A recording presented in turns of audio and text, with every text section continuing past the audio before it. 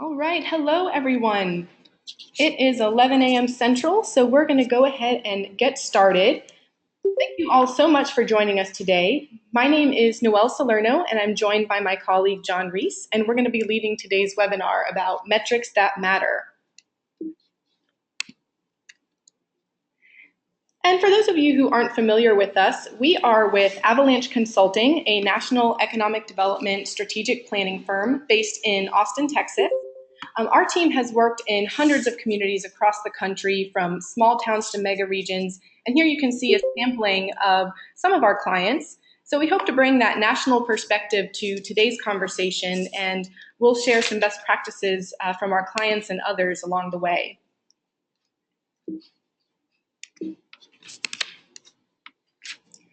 All right, and a little bit about us. Again, my name is Noelle Salerno. I've been a consultant with Avalanche for 6 years now and collaborate with John quite a bit on our projects. We've had the opportunity to work on a marketing and branding strategy for the Greater Houston Partnership, as well as strategic planning recently for the Moody Foundation in Galveston, Texas, the Jonesboro Regional Chamber in Arkansas, and the Roanoke Regional Partnership in Virginia, just to name a few. John, would you like to introduce yourself?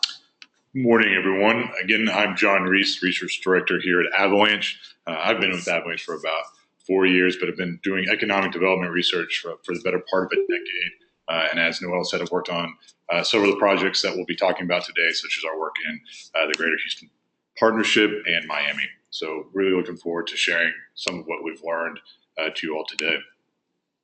Great, thanks, John. Okay, so our objectives today are to walk you through some tips on selecting your metrics based on your community strategic goals, and then how to translate that data and metrics into compelling messages that can either be used internally to educate your community and advocate for change, or externally to market your strengths to your target audiences. And so today, John and I are going to be presenting for about 45 minutes or so, and then we'll go ahead and open it up for questions. And as you can see, we're using GoToMeeting as our platform today, and you can just type your questions in the chat box, and at the end of today's presentation, we will read through some of those answers. All right, so let's jump right in. So to start off today's webinar, I wanted to share this quote from Seth Godin. And for those of you who aren't familiar, he is a marketing guru that has written many books on the subject. It has a daily blog that's definitely worth a read. And he says, what you measure usually gets paid attention to, and what you pay attention to usually gets better, which sounds pretty straightforward, but you'd be surprised how many communities measure what's easy to track, not necessarily what's the most important. And so many times it takes a much more nuanced look at your data to really understand the full story of your community's dynamics. So to start today's conversation about metrics, we thought it would be helpful to share our philosophy as a firm, and that is that modern economic development must be holistic and inclusive of every opportunity to make your community a more prosperous place for all residents and businesses. So while tracking some of your basic metrics, such as job growth and capital investment, is important, it doesn't shed light on the whole story. And you have to understand how each of these interconnected topics impact your community's economic growth and prosperity. I think it's also worth pointing out that a lot of these areas represent individual constituencies within your community that might be trying to address broader challenges within the community. And these challenges are often interrelated, which also means that the solutions need to be interrelated and to bring together those separate constituencies to develop a regional approach to addressing challenges. All right, so first we want to walk you through some tips on how to select metrics for your specific community needs. And I'm going to let John walk us through this. So I think you need to start off in all regions to be mindful of selecting metrics based on your community's specific strategic goals. We highlighted some of the issue areas that we see being examined in many communities throughout the country, but I think it's also important to craft those to reflect your own unique strategic goals. Some of those are generally pretty universal, such as talent or general economic vitality, but some other ones may be a little bit more specific to your region, which we'll see. Secondly, you can start off with sort of a standard framework, but this really is an iterative process. As you dig into the data and sort of identify unique challenges, you're probably going to have to dig a little deeper and go into specific areas to uncover what's really going on. And so you need to be flexible as you go through the data sort of identification and exploration process. Thirdly, and this has, I think, traditionally been sometimes a weakness, is that it's not always easy to measure some of the things that you're really interested in and you know you need to focus on as a community, but you often need to go there just because easier metrics to identify aren't always going to tell you the information you need and shed a light on these important issues within your community. And lastly, I think it is important to continually monitor progress. It's really helpful to know where you are today, but you also need to know sort of where you've been in the past and how you're achieving progress on the goals that you identified in that first part. So our first example today is from the Greater Minneapolis-St. Paul Regional Indicators Dashboard. We like this, I think, for several reasons. One, it's pretty comprehensive. As you can see, there's a lot of individual metrics listed here, and it's done so in a pretty visually compelling way. It can be often, once you start compiling vast amounts of data, your sort of eyes gloss over, and it can be difficult to understand what's important. I think here, it's very visually clear about the 7 areas, 8 areas that they're focused on, whether it's economic vitality, business vitality, talent, and education. But they've also identified some specific values that are part of those broader issue areas. Secondly, although this is sort of an externally facing website that brings visibility to some of those issues, the process itself helped galvanize stakeholders within the region. This involved multiple organizations agreeing on what areas were important and how they were going to measure them. I think that's a pretty crucial element to all of these, at least the most successful initiatives. It's not just measuring stuff, but it's getting everybody at the table, achieving consensus on what goals are important for your region, and again, having a common level of information that everybody can track and agree on whether or not they're making progress. So a couple sort of highlights on this. As you can see here, this is sort of their education dashboard. I think it's interesting for a couple reasons. Again, going back to those values that they're specifically emphasizing, such as talent pipeline. So that's another trend we have been seeing, is sort of embedding certain regional values associated with each of the strategic issue areas and goals. It's also interesting that they've included metrics across all these, like you see in livability, about shared prosperity, that speak to the issue of economic inclusion. I think this is a trend we've seen on the rise in the last couple of years during the recession, when job growth sort of became the narrow focus for a lot of communities and attracting employment and capital investment. But in subsequent years, we've seen that many people in the community haven't really enjoyed the fruits of the economic recovery, and that shared prosperity needs to be sort of a broader regional approach. Great, thanks, John. So next we're going to talk a little bit about how to translate that data into powerful messaging. And there's a couple ways you can layer those metrics and data into your marketing platforms. One is to use it to educate your community about economic development. We see many times in our client communities, the general public isn't as aware as to what the economic development organization's role is and how it directly impacts them as residents and workers in a community. So having that line of communication open and, again, sharing your progress across these metrics is a good way to build that trust and transparency. Secondly, advocating for specific investments and policy changes. It's always good to have a strong baseline of data that supports your goals, whether it's advocacy for specific legislation or fundraising for specific investments in your community, or even certain votes that might take place in your community. Having that objective data to help you share that message is always important. And finally, we'll share some examples of how to market your strengths to external audiences, whether it's target industries or talent, and using data to help support you in those efforts. So before we touch on the education and advocacy piece, I wanted to reiterate that economic developers have a unique insight on how the many different facets of your community intersect to affect its economic health. Many times we see community issues can get derailed or can become very polarizing, whether it's due to lack of leadership or lack of communication or other challenges. And we see this as an opportunity for economic developers to become that trusted resource and that touchstone for your community on these important issues. And as John mentioned earlier, be the convener of stakeholders so that everyone is on the same page. And many times having that solid baseline of data is going to help you do that. All right, so we're going to talk through some tips on education and advocacy and how you can utilize data to your advantage in these areas. And our first tip is to just be transparent. As John mentioned earlier, keeping your metrics and data updated on your website and continuously sharing those progress reports is going to really help build that trust and transparency in your community.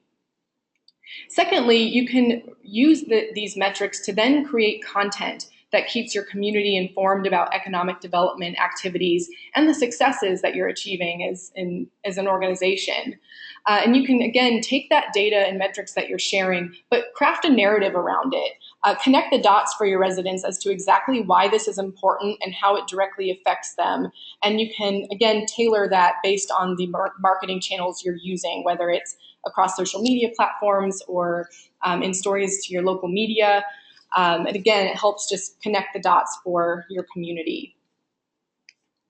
Third, celebrate your successes, but don't be afraid to share your challenges, especially if we're talking about advocacy. Many times those hard truths that are uncovered in the data collection process can really help aid you in creating a sense of urgency around issues that need to be resolved in your community.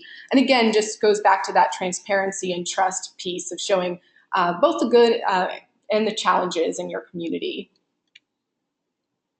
Next, develop strong partnerships with your local media. This is another challenge we see in many of our communities where not always, but many times local papers that are strapped for resources may lean more towards negative news coverage or sensational news stories.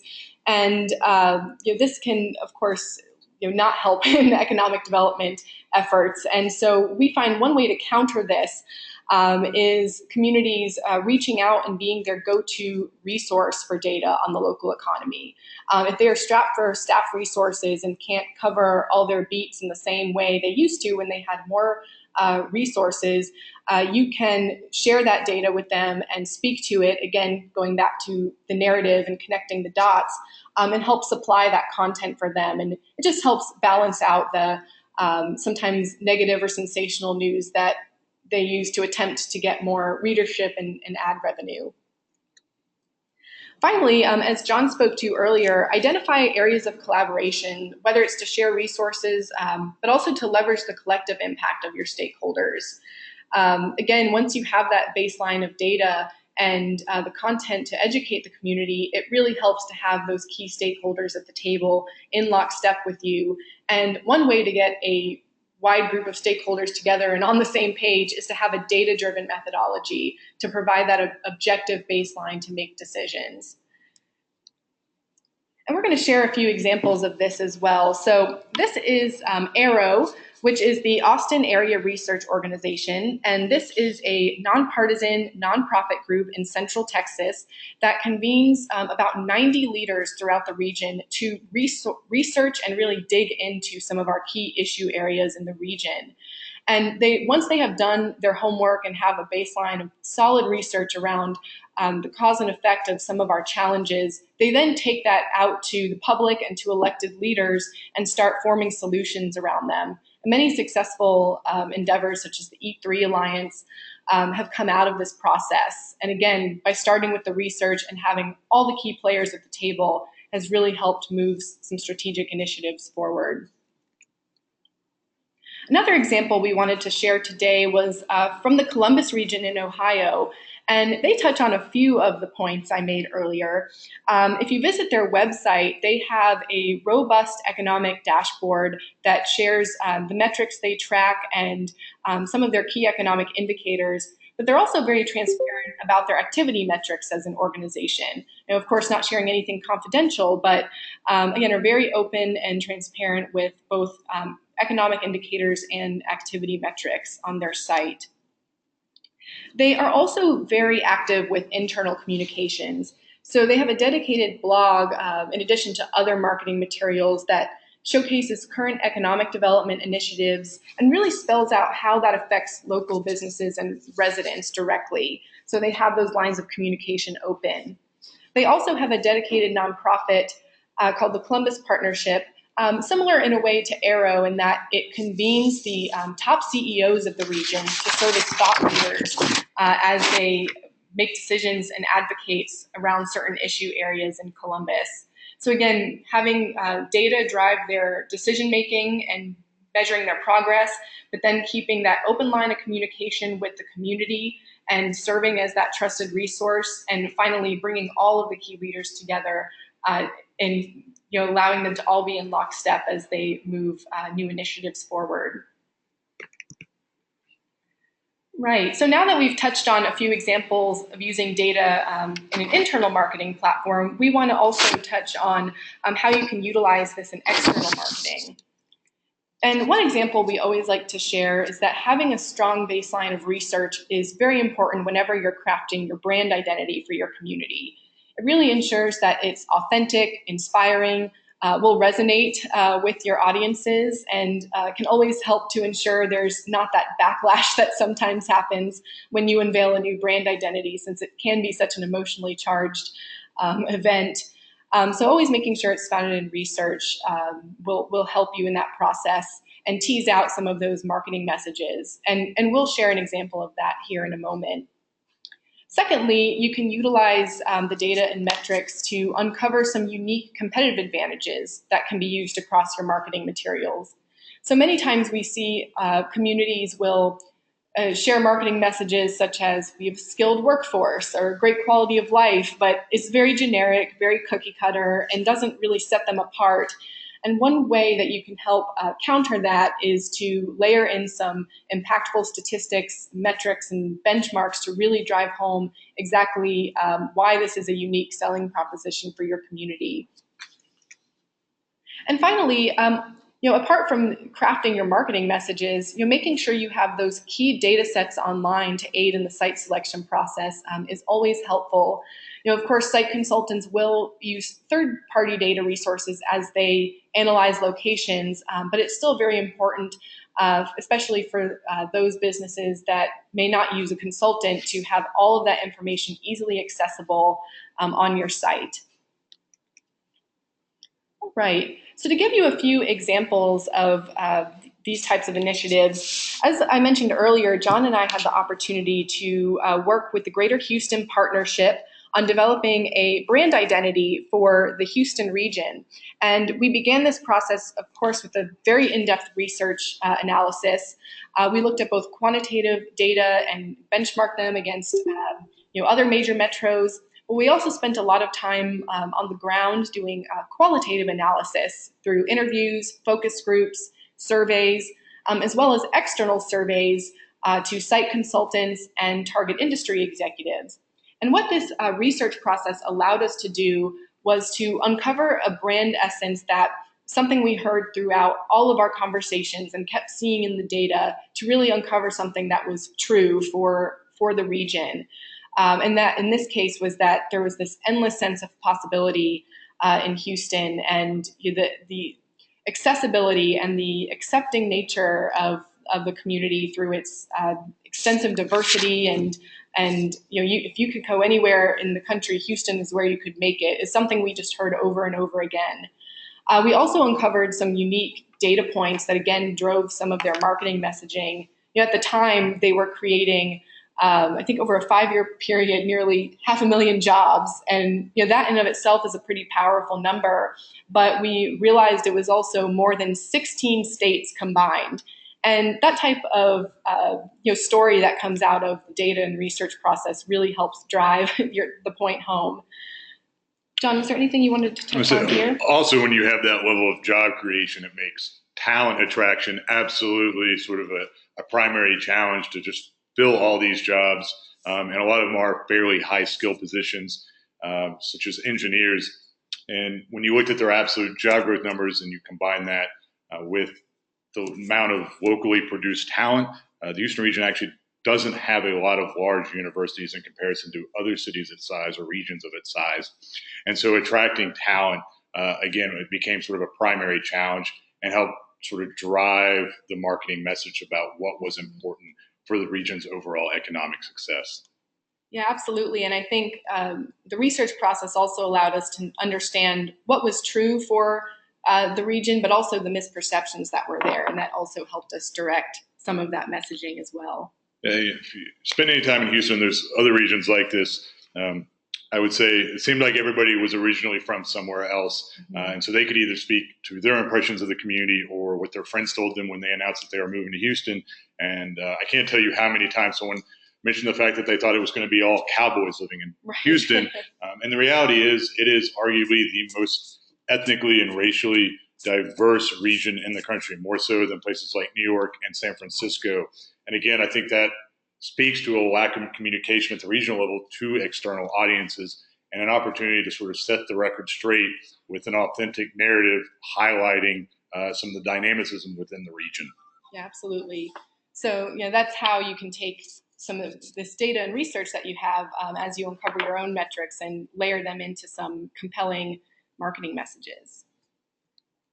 All right. I also just wanted to briefly touch on some resources that you can use to really showcase some of those key data sets that site selectors and target industry executives are looking for when they're considering where to locate next. And we wanted to share our headlight data portals as an example of this. This is from the Des Moines Metro and the Charleston region. And I encourage you to visit those sites and take a look around. They provide data around wages and income, workforce demographics, and it can give you some inspiration for the types of data sets you can include on your own site. And these are also helpful tools because the data is automatically updated as new data is released. So it allows their researchers to spend more time on analytics rather than crunching the numbers. So I encourage you to take a look at that. I also wanted to share our Headlight Economics Scorecard. If you visit the website at the bottom of your screen, and just note that we will send you a copy of this slide deck and the recording at the conclusion of the webinar, so you have that for reference. This is just a free resource to communities that compares job and industry performance, and it shows, we update it by quarter for counties and monthly for metros. So just a good resource to see how you're performing, compare yourself to your competitors, your neighbors, and you may even be able to pull out some unique marketing messages from this as well. As Noelle spoke to earlier, I think it's also potentially can be a great resource when you're looking for content. Again, a lot of local media publications are pretty strapped for resources right now. They may not have a full-time business section as they may have had 5 or 10 years ago. And, if you play around with databases like Headlight, you might uncover, some industry that's experiencing spectacular growth more than sort of any other community that you would typically benchmark yourself against.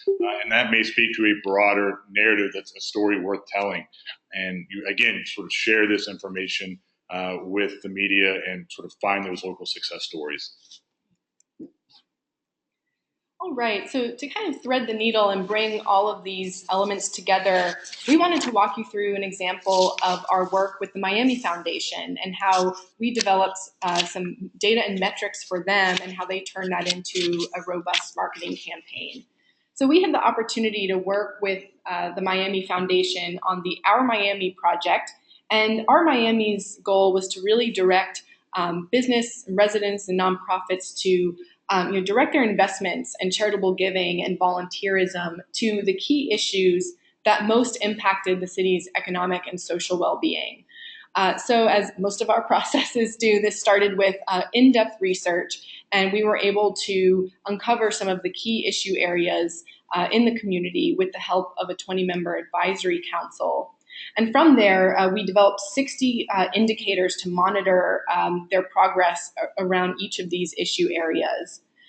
Once we completed the index, we then worked with a local agency called MUSA to build out a website that was very interactive and really helped visitors connect the dots on why these issue areas were important.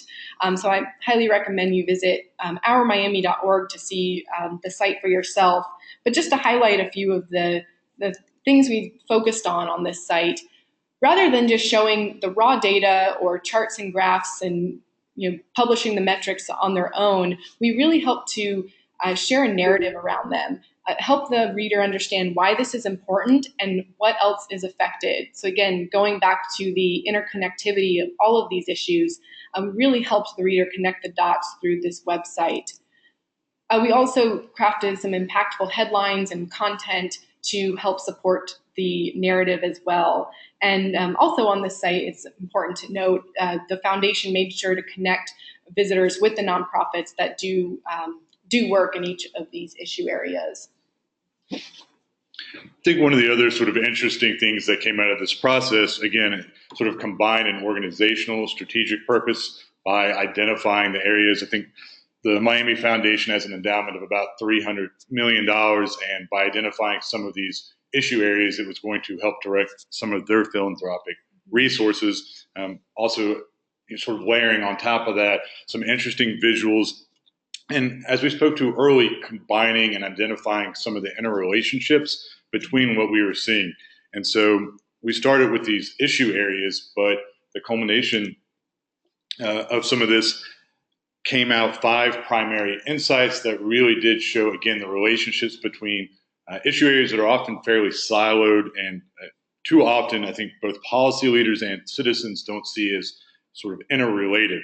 So sort of, again, one of the sort of insights that we saw was the overall lack of affordability within the region was having all these spillover effects, one of which was as people got priced out from areas with employment opportunities, they're spending more and more time commuting to and from work. Miami not only has some of the longest commutes in the country, but some of the country's worst congestion. And when you looked at that data and combined it with information on volunteerism, it sort of made sense. The more time you spend in your automobile, the less time you have for other leisurely pursuits such as volunteerism. And the Miami region has one of the lowest rates of volunteerism in the country. Also, it sort of creates this demand for better infrastructure to move people outside of automobiles. Miami has one of the worst rates of pedestrian and bicyclist fatalities in the country. Again, that is all sort of driven originally by this sort of unaffordability problem that forces people to spend a significant time in their automobiles.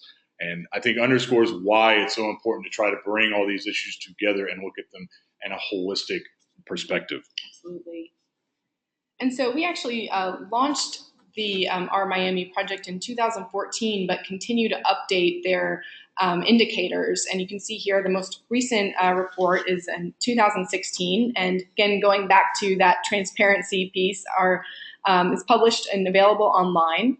But the Miami Foundation actually built out a powerful marketing campaign around this launch as well.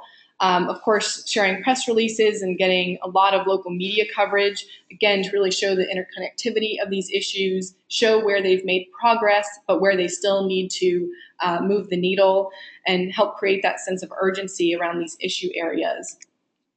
They also developed a robust social media campaign, so building out those key headlines and takeaways and creating some infographics to make them even more engaging, developing infographics with powerful statistics and headlines, and use that across their social media platforms.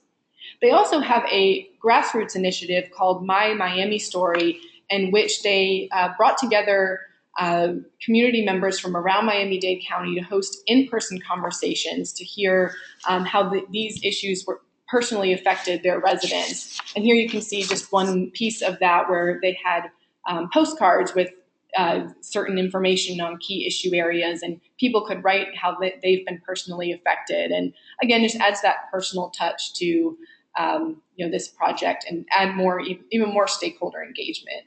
And ultimately empowers organizations such as the Miami Project when they are, let's say, courting or communicating with a donor to identify the issue areas that are very important and sort of really need to be addressed within the region.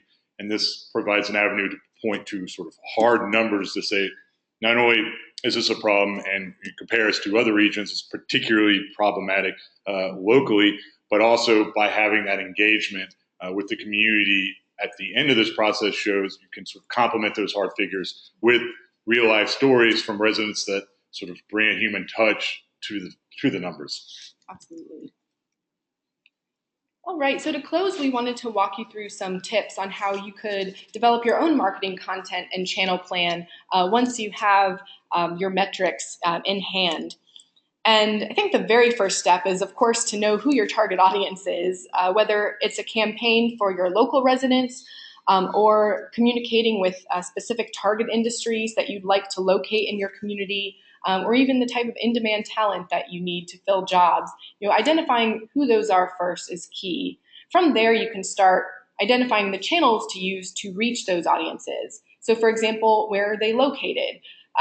In-demand talent, for example, one thing we'll do for clients is find areas in the country where there is a surplus of a specific job they need to be recruiting talent to fill, and they know to then direct their talent recruitment efforts to those communities. Similarly, where do they consume their news, and what social media platforms are they active on? Or what other people or organizations are influencers in their circles? These are the types of questions you can ask to narrow down which channels are going to be the most high return on investment for your marketing resources. From there, once you know your audience and the channel you're going to be using to reach them, then you can start building out your content. And again, if this is an advocacy platform, as I mentioned earlier, having data that supports your position to add that objective credibility is key. Another way you could go about this for, let's say, an external marketing campaign is to utilize benchmarks to help illustrate your point. Many times benchmarking yourself against your peers can help really illuminate where your strengths are and give the reader a frame of reference. And from there, again, you can adjust the way you present the content, whether it's visually, whether it's through copy, whether it's short social media posts, and you can plan all that out once you know which channel it is you're using to showcase these data-driven marketing messages. And finally, we always suggest developing a calendar for each targeted campaign you put together. This not only eases implementation, but it really will strategically reinforce your message. So for example, if there are mission trips you'll be taking, or events you'll be attending, or prospects you'll be hosting, you can build out a campaign around each of those that utilizes some of the marketing tools and channels that will help really get the message across and reinforce those competitive advantages. And before we close, I also just wanted to highlight, since I know we have a diverse group of economic developers participating on today's webinar, for those of you in smaller communities that may not have as robust of a marketing budget as others, I highly recommend just picking a handful of impactful channels to use. So for example, digital tends to be a good resource. Making sure your website is updated first and foremost. For example, if you're building out a marketing campaign geared towards your target industries, making sure that you have those industries listed on your site with some supporting marketing messages and data related to each of those to help inform those audiences. I think the website is the very first place to start. From there, I'd say, when you're thinking about other ways to connect with your audiences, digital tends to be much more high impact, but lower cost than, let's say, printed materials.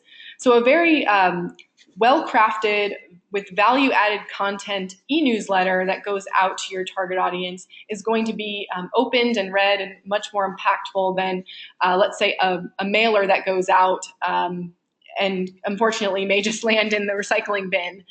And also with digital, from a metrics perspective, you can track and see what's resonating the most, where are people clicking, how many people are opening this, and that also helps you adapt as well. Similarly, earned media is much more value added and usually lower in cost than paid advertising. Just to give you a few examples as you consider which channels to use. And of course, definitely partner with your regional economic development organizations. They tend to have more resources related to research and marketing that you can utilize and leverage for your own marketing work. So I highly recommend partnering with them as well. All right, well, that is all we have for you today. I hope this has been helpful as you consider which metrics to track for your own community and as you layer that into your own marketing toolkit. But we wanted to make sure there was plenty of time for questions. So as I mentioned earlier, if you could just type in your questions to the chat in the chat box that is in your GoToMeeting control panel, we'd be happy to answer any questions you have related to metrics or marketing.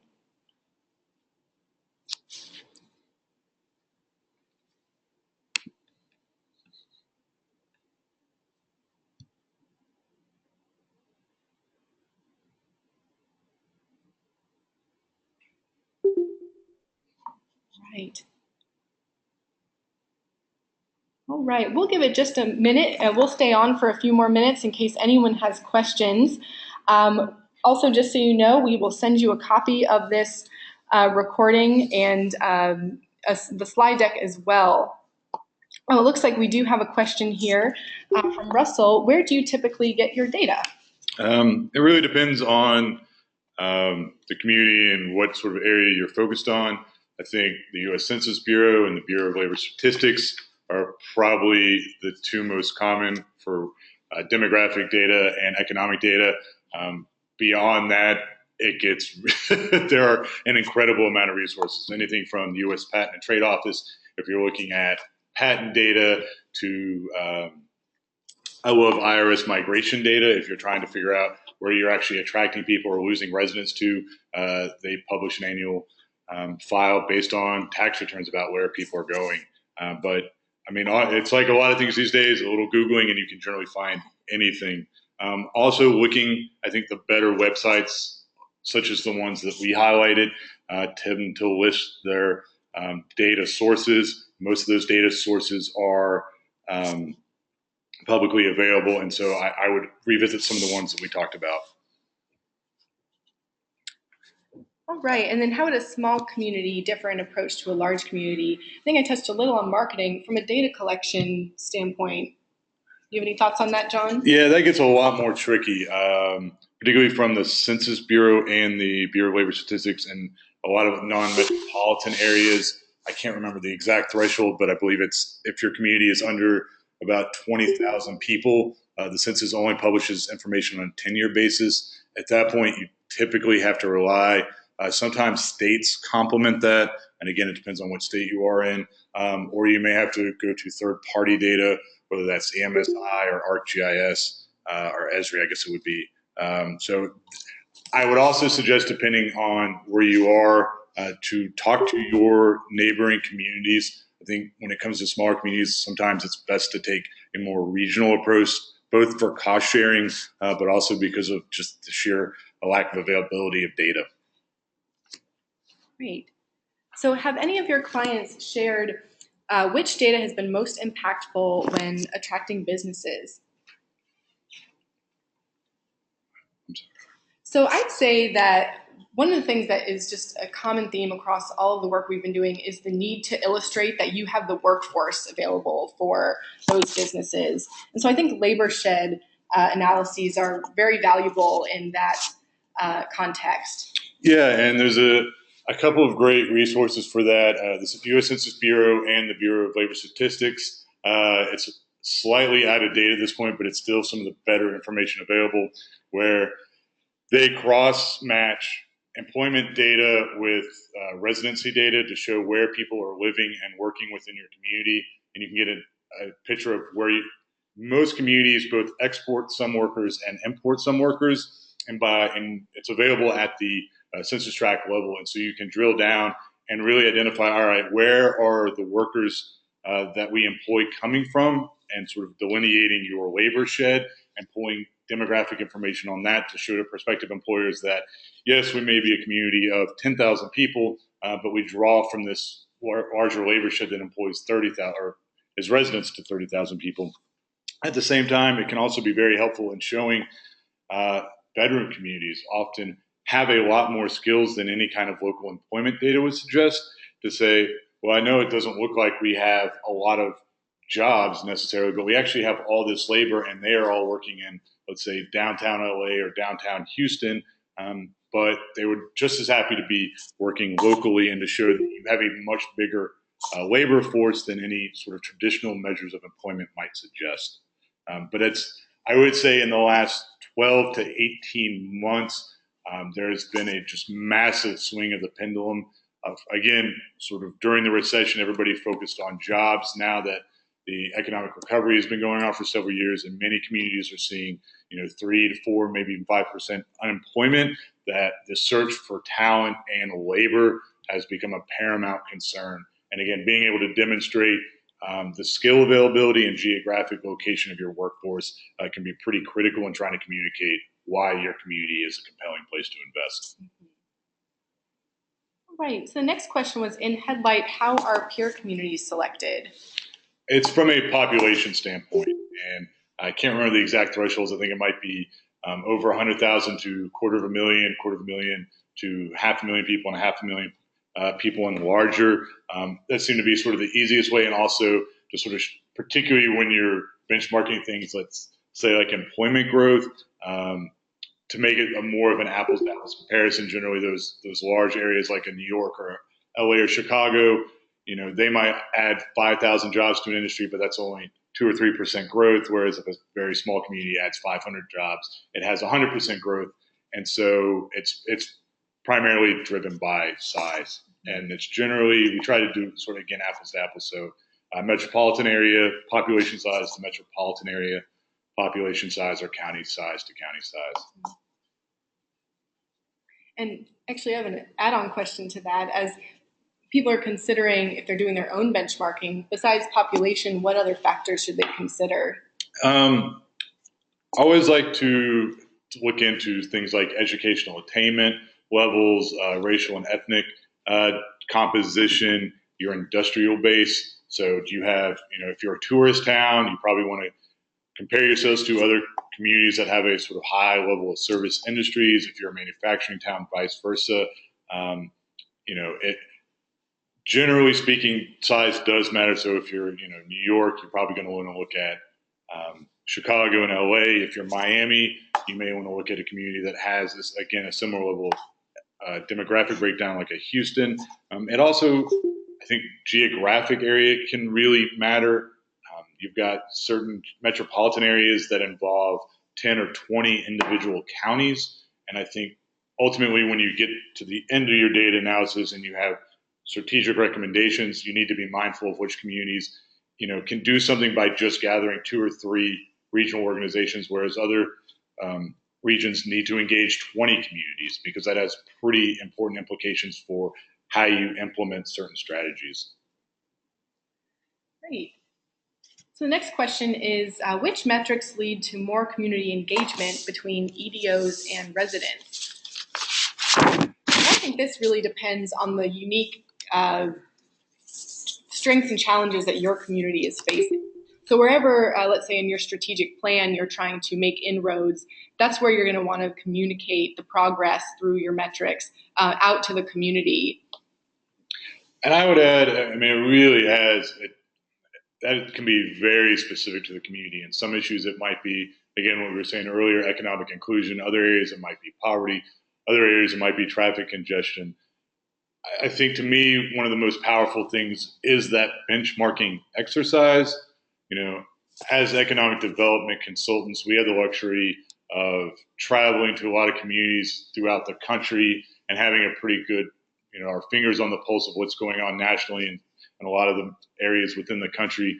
But local residents don't always have that. So, very often they're comparing themselves to whatever their immediate neighbor is. And I think one of the more eye-opening presentations I've given is when, when you see that mismatch in benchmarking and what you're hearing in the community where everyone's, let's say, complaining about their taxes, and you show them, well, your tax rate is actually, solidly in the middle of all your neighboring communities. Or if a community is talking about how great they're doing, and you point to, all right, you're doing great maybe to your neighboring communities, but when you sort of take a step back and look at a national perspective, you're not doing that well. You don't want to be comparing yourselves only to your neighbors that might be struggling, because you don't become a lifeboat in a sea of struggle. And so again, I think that sort of benchmarking and choosing those right benchmarks and showing people how they are doing in comparison to other regions, not to necessarily, their neighbors or how things were in the past. I've worked in a lot of communities, smaller communities that are sort of growing like crazy, and everybody is complaining about traffic, and you pull their traffic numbers and their average commute is, gone from 8 minutes a day to 10 minutes a day. Yes, it might be worse than it was in the past, but I think most people in any kind of major metropolitan area would see a 10-minute commute as sort of the holy grail of commutes. Right. Great. Well, it looks like that is all of our questions. So thank you again for joining us today. And again, if you have any other questions that you think of after this call, or want to learn more about Avalanche, don't hesitate to reach out to us. You can see our email addresses here, and our website, avalancheconsulting.com. Thank you all for joining us today.